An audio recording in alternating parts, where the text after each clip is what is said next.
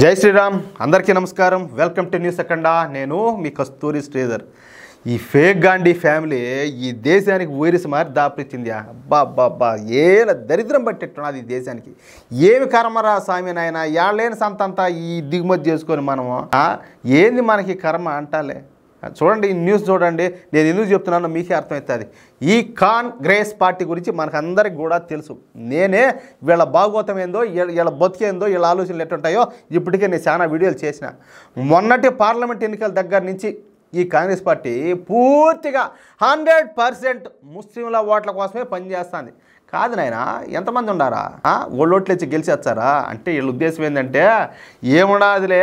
ఈ అమాయకపు సెక్యులర్ హిందువులు ఉన్నారు కదా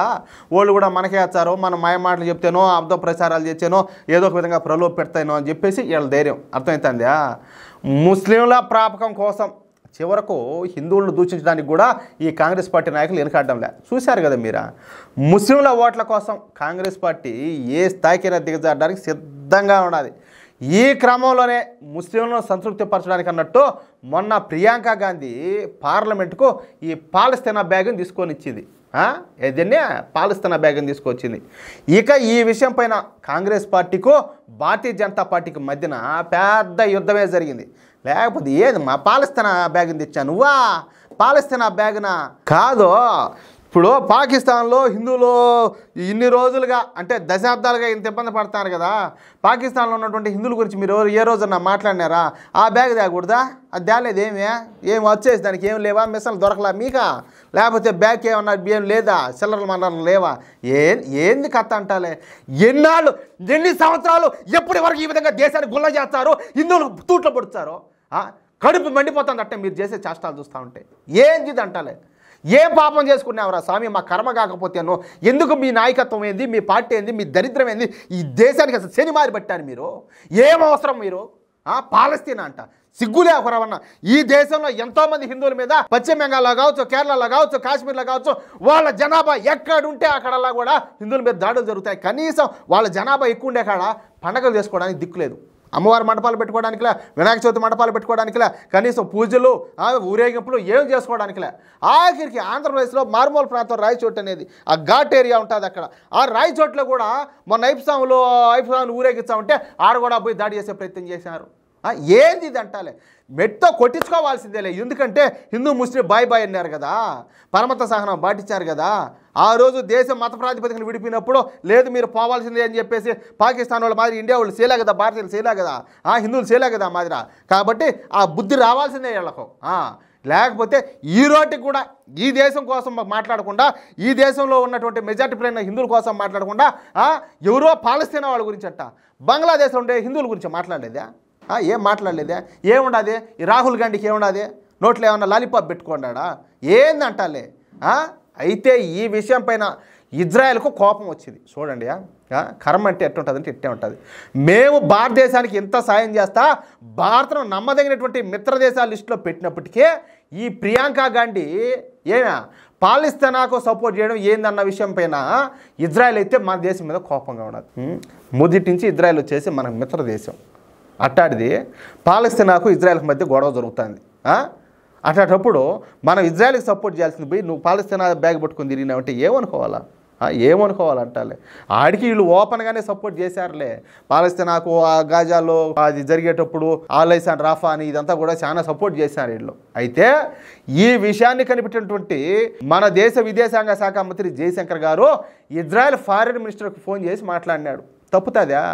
మన దరిద్రం దౌర్భాగ్యం ఇలా ఆయన వచ్చేసి ఆయన పిల్లగాంధీ వచ్చేసి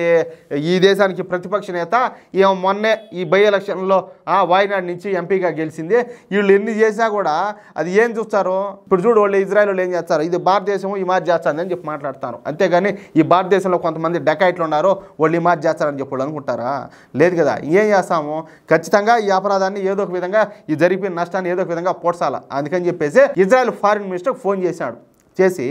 ప్రియాంక గాంధీ చేసిన పని పక్కన పెట్టండి ఆమె కేవలం ఒక వర్గం కోసం మాత్రమే పనిచేస్తుందని ఆమెను అసలు భారతీయులు లెక్కలెక్క కూడా తీసుకోవడం లేదని చెప్పేసి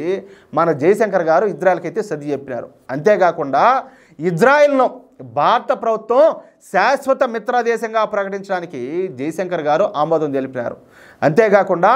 ఇరు దేశాల మధ్య మరింత బలమైన సంబంధాలను ఏర్పరచుకోవడానికి ఇజ్రాయెల్ ఫారిన్ మినిస్టర్ను భారతదేశ పర్యటనకైతే ఆహ్వానించారు. రెండు దేశాల మధ్యన ఈ ద్వైపాక్షిక సంబంధాలను మెరుగుపరచుకోవడానికి, అదేవిధంగా రక్షణ సంబంధాలను మెరుగుపరచుకోవడానికి ఒక రూట్ మ్యాప్ తయారు చేయాలని చెప్పేసి ఇరు దేశాలు కూడా నిర్ణయించుకున్నాయి. అదేవిధంగా వెస్ట్ ఆసియాలో చేపట్టవలసినటువంటి ఈ ప్రాజెక్టుల గురించి కూడా ఇరు దేశాలకు సంబంధించినటువంటి ఈ ఫారిన్ మినిస్టర్లు చర్చించుకున్నట్టు తెలుస్తుంది. అంటే ఇజ్రాయెల్ మన భారత్కు శాశ్వత మిత్రదేశం అని చెప్పేసి ఒక వర్గం వాళ్ళ కోసం ఇజ్రాయెల్ని ఎట్టి పరిస్థితుల్లో వదులుకునేది లేదని మోడీ ప్రభుత్వం కాంగ్రెస్ పార్టీకి గట్టి సంకేతాలు అయితే ఇచ్చింది. అంతేకాకుండా ఇరు దేశాల మధ్య సంబంధాలు సహజమైనట్టే కానీ అవసరానికి కాదని చెప్పేసి మరొకసారి మన భారతదేశం ఇజ్రాయెల్కి అయితే తేల్చి చెప్పినట్టయింది. అది ఆ మ్యాటరా. చూడండి, అంటే వీళ్ళ ఉద్దేశం ఏంది,